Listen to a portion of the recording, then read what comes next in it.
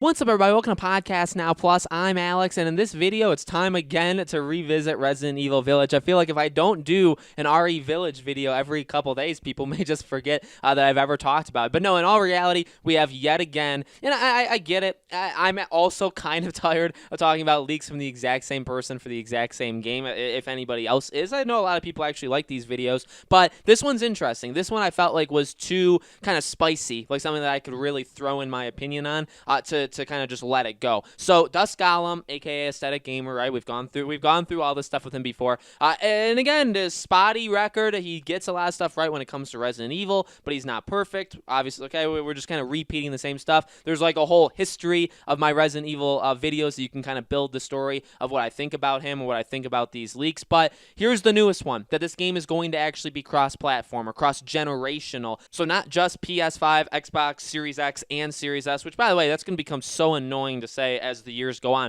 but also PS4 and Xbox One. So this is not just a next-gen game, even though they very, very much positioned the game and said routinely and has posted pretty much everywhere that it is only on next-gen. Now, I had thought really from the beginning that this was also going to be a cross-generational game, and that's why I will give him this. Okay, I will say that I don't think it's necessarily anything, like mind-blowing or that somebody else couldn't have come up with, because when they first showed this game, we were kind of in the midst of, do they only come to next-gen, do they not? And then obviously, again, like only saying Resident Evil Village, that it was coming on next-gen, people were asking me, because there's a lot of people in my community that, aren't going to be upgrading right away, and they were asking me my opinion of, do you think it's only next gen? And I was very on the fence, because it could definitely go both. I think it would be very bold for them to go only next gen. I think it's, again, I mean, I don't want to upset people, but you guys know me, and I do believe in this fast transition, not a slow transition, a fast transition of getting next gen games for next gen consoles. So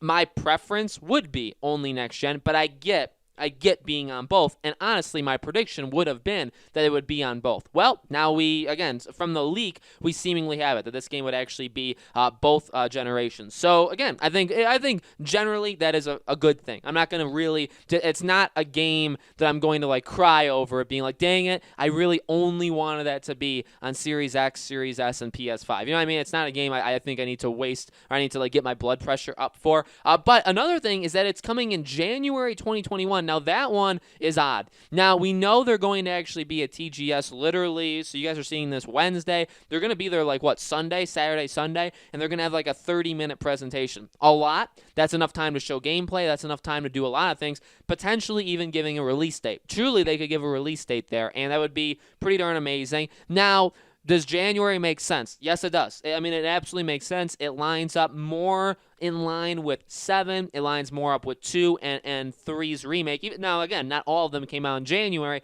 but they were all very, very early in the year that they came out in. So I don't doubt that. Do I think that that's going to happen? I really don't. I don't know how they could. I mean, they have different studios doing this. This is obviously a really big deal for Capcom. That they really, obviously, and we've heard it, right? They're very much leaning into Resident Evil. Resident Evil 4's remake is coming next, obviously, in 2022. Next year after that, they may have like a Revelations 3 or something like that. I mean, they're going to literally yearly, we could be getting Resident Evil games. Now, is that a plan for success? Like, is that like a long-term plan for success? Not necessarily, unless you do it very, very well. Maybe even do like the Activision approach where you're obviously, and I get it. I mean, they're bouncing around studios. It's not like one studio is making a game every single year like an EA Sports franchise, but, or even like a DICE who they make them do like 50 different games all at one time. But still, maybe not necessarily the greatest thing, but that's something, to be debatable down the line. January, we talked about it. January makes sense. We know Hitman 3 comes out this January, and we know Prince of Persia's remake, The Sands of Time, comes out in January. In fact, I believe they come out like 1 or 2 days apart from each other, so that'll be really fun. We get off the Christmas little break, go into January, and then bam, we get those 2 games back to back. So, that's kind of already a packed January. I don't necessarily need another game there. It makes sense because of the history. It's just, I don't know, because of all of the stuff that's happened around the world, I get, and by the way, I get being optimistic. I get like wanting games early, and we've talked about that for Gotham Knights. You talked about that for Hogwarts Legacy, all that stuff. Like, I'm completely on board with that. But you gotta think this game was probably always going to be 2021. You know what I mean? Like, was there really any time? And you'll get where I'm going with this in a second. There was never really any time we thought this game could be in 2020, right? So my question is, well, if it was always going to be, say, January of 2021, I truly do believe the stuff that went around the world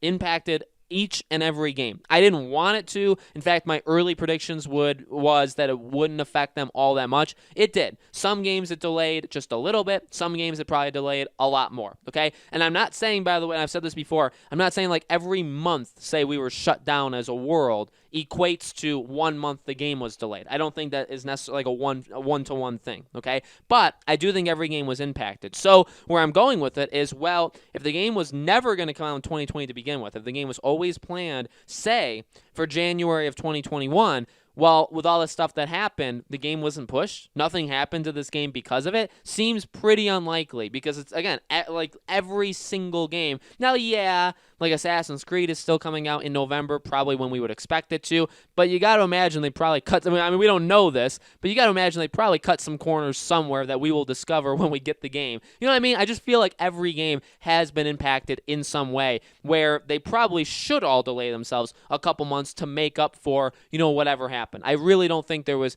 the best transition in the world for every single game. Maybe there was. Maybe for Resident Evil in particular. But again, my main point is, I know I'm trying to discredit January, even though I do want January. It's funny that I'm attacking it. I think it's possible, but I also don't know, because if that was always the plan, unless they are really, again, cutting some corners, or they literally did the working from home transition perfectly and nothing was impacted.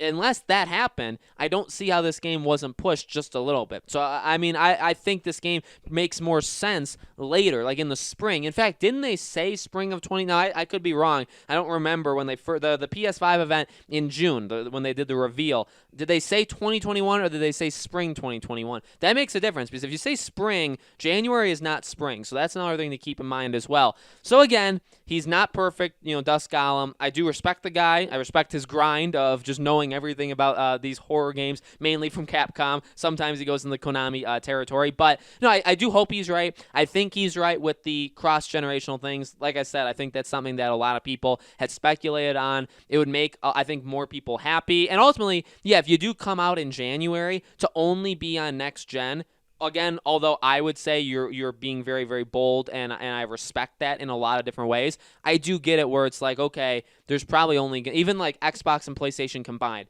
there may only be like 4 to 6 million units sold. So you're literally selling RE Village to 4 to 6 million people at most. And not, by the way, they will not all get it. It'll sell half the amount, maybe you'll make 2 to 3 million units, which probably is a disaster. So obviously, you're going to probably put it on, again, cross-generational. So now you're selling it to hundreds of, potentially hundreds of millions of people. Obviously, you stand a much better chance there. So that makes sense. The January thing, I feel like is a little bit iffy. Maybe he threw a dart at like a calendar and it came up January, and that's why he said it. We'll have to see. So, guys, let me know in the comments below. What do you think? Do you think this game is coming out in January? Do you think it's coming cross-gen? Let me know your thoughts. Hopefully, the leaks and rumors stop eventually, and we can just talk about the game being very, very it is real, but also like it's coming very, very soon, right? Hopefully we can switch the discussion to that very soon. So let me know what you guys think. Make sure you're subscribed to this channel. As always, make sure you guys also hit the bell so you know when all these videos go up. But I do a new video on this channel every single day, and so I hope to see you guys for tomorrow's video.